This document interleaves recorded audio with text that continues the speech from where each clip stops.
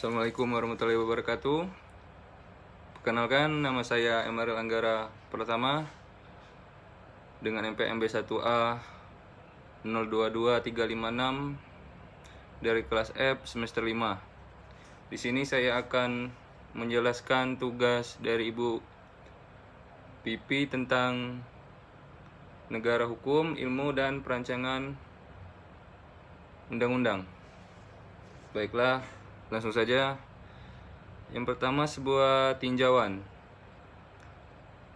Dokumen ini menyoroti konsep negara hukum, peran ilmu dalam perancangan undang-undang, dan tantangan yang dihadapi dalam proses tersebut. Melalui analisis mendalam, kita akan mengkaji prinsip-prinsip negara hukum, pengaruh ilmu pengetahuan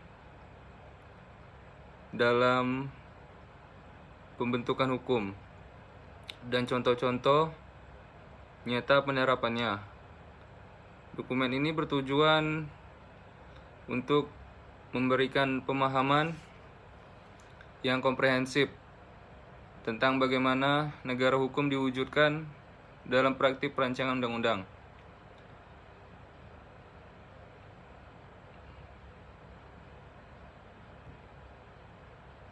Baiklah, yang selanjutnya ada peran ilmu dalam perancangan undang-undang.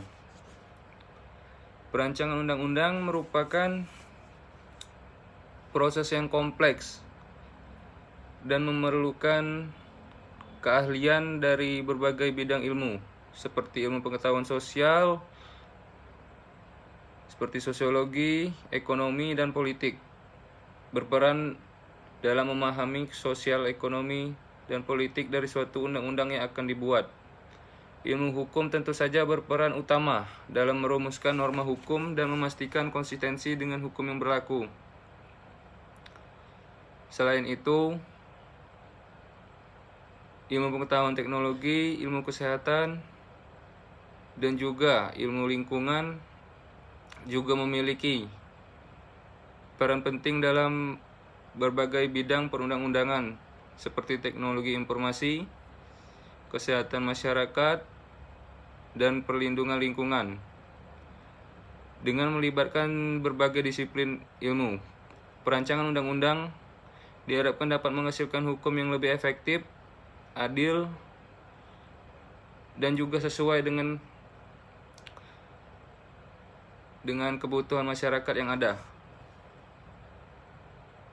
Selanjutnya, adapun juga prinsip-prinsip negara hukum, yaitu pertama ada supremasi hukum, dan yang kedua persamaan di hadap hukum, ketiga pemisahan kekuasaan, keempat ada hak asasi manusia, kelima transparansi dan akuntabilitas, keenam ada due process of law, ketujuh pelindungan terhadap hak milik, dan kedelapan keadilan dan kepastian hukum. Prinsip-prinsip ini saling terkait dan bekerja secara sinergis untuk mewujudkan tata pemerintahan yang adil, demokratis, dan juga bermartabat. Selanjutnya,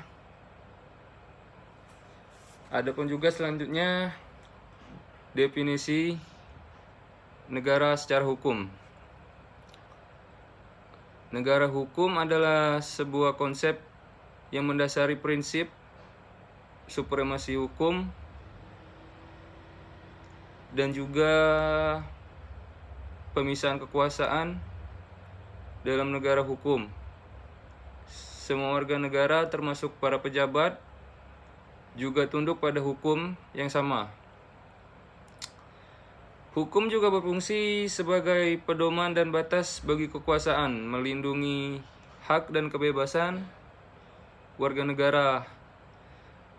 Hukum yang adil, transparan, dan dapat diakses merupakan pilar penting dalam membangun masyarakat yang demokratis dan juga berkeadilan.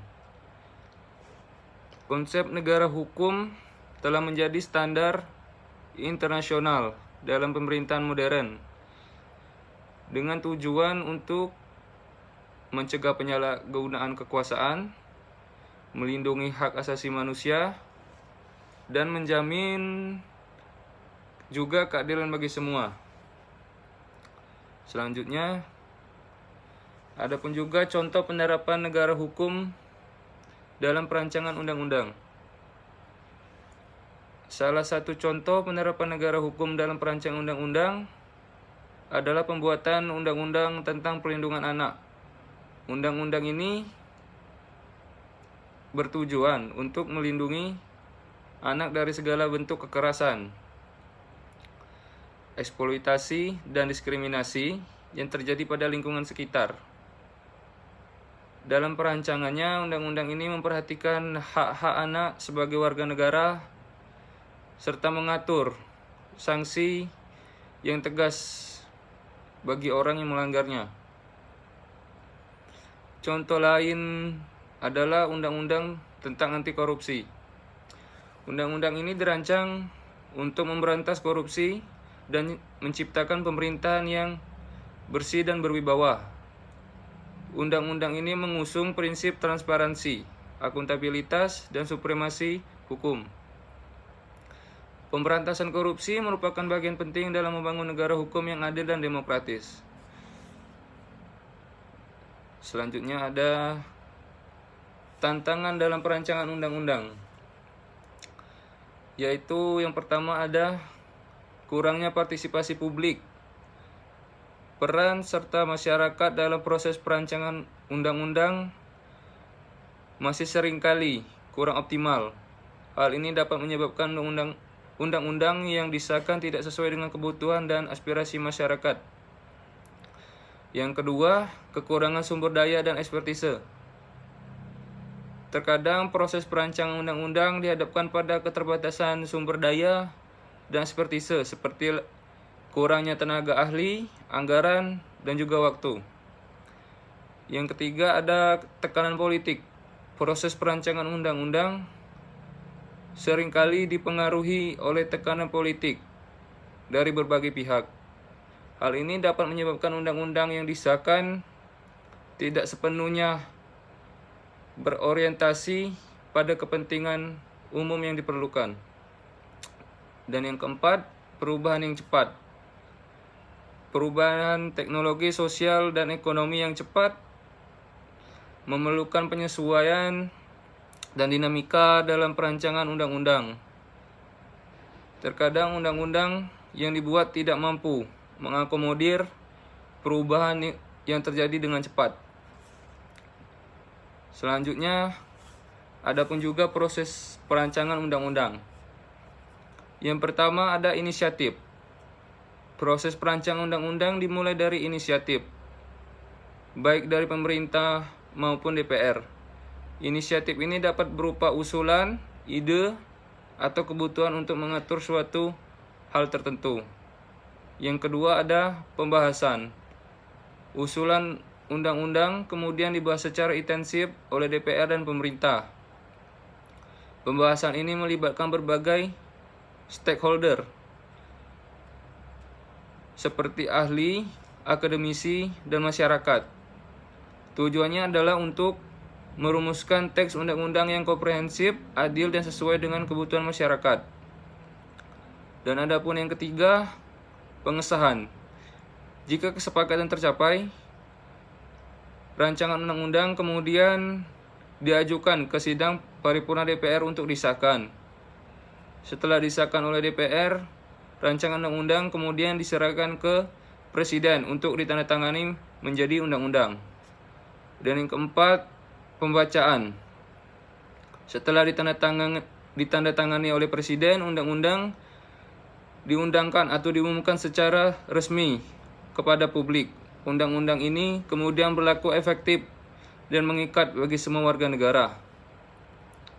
Selanjutnya, adapun juga kesimpulan dan rekomendasi. Perancangan undang-undang yang baik merupakan langkah penting dalam membangun negara hukum. Proses perancangan undang-undang harus melibatkan berbagai stakeholder seperti ahli, akademisi, dan masyarakat. Penting untuk menekankan aspek partisipasi publik, transparansi dan akuntabilitas dalam proses ini. Dengan demikian, undang-undang yang disahkan akan lebih relevan, efektif, dan sesuai dengan kebutuhan masyarakat. Rekomendasi yang dapat dilakukan adalah meningkatkan kapasitas dan profesionalitas pada perancang undang-undang, memperkuat partisipasi publik dalam proses perancang undang-undang, menciptakan sistem yang lebih transparan dan akuntabel, serta terus melakukan evaluasi dan monitoring terhadap undang-undang yang telah disahkan. Dengan langkah-langkah tersebut, diharapkan dapat terwujud undang-undang yang berpihak kepada kepentingan umum dan menciptakan masyarakat yang adil, sejahtera, dan bermartabat. Mungkin itu saja yang dapat saya jelaskan pada kesempatan yang kali ini. Saya akhiri. Wassalamualaikum warahmatullahi wabarakatuh.